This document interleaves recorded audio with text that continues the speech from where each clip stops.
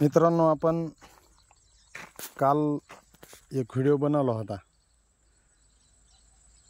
डाळिंब या बागेमध्ये आंतरपीक झेंडू हे आपण घेणार आहोत आणि कोणी मार्गदर्शक असले तर आपल्याला थोड्या सूचना करा असं आपण काल एक व्हिडिओ पोस्ट केला होता। पण आज आपली झेंडूची लागवड ही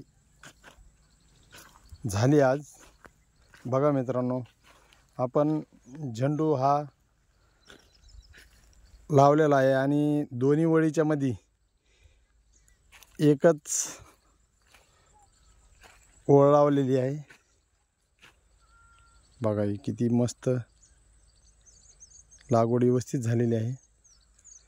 आता झेंडू हे पीक डाळिंबामध्ये लावण्याचा उद्देश हा आहे की जे काही डाळिंबामध्ये निमॅटोड हा येत असतो, मग त्या निमॅटोडला पर्यायी व्यवस्था म्हणून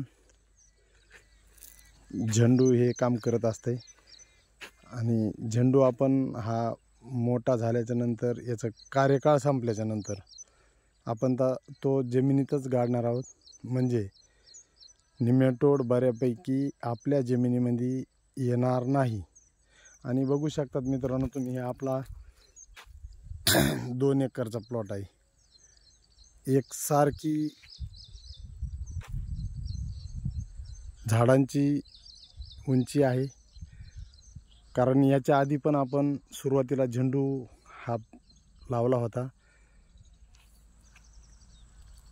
कारण सुरुवातीला झेंडू लावल्यामुळे आपल्या शेतामध्ये निमॅटोड हा बऱ्यापैकी आलेलाच नाही। त्याच्यामुळं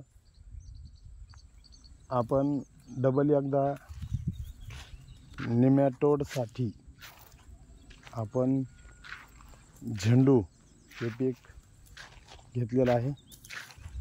बघा मित्रांनो, कसं आहे झाड, किती मस्त। बघा, काही त्रुटी वाटत असतील तर कळवा, कमेंटमध्ये सांगा। कारण मी पण एक शेतकरी नवीनच आहे, कमेंटमध्ये सांगा मित्रांनो।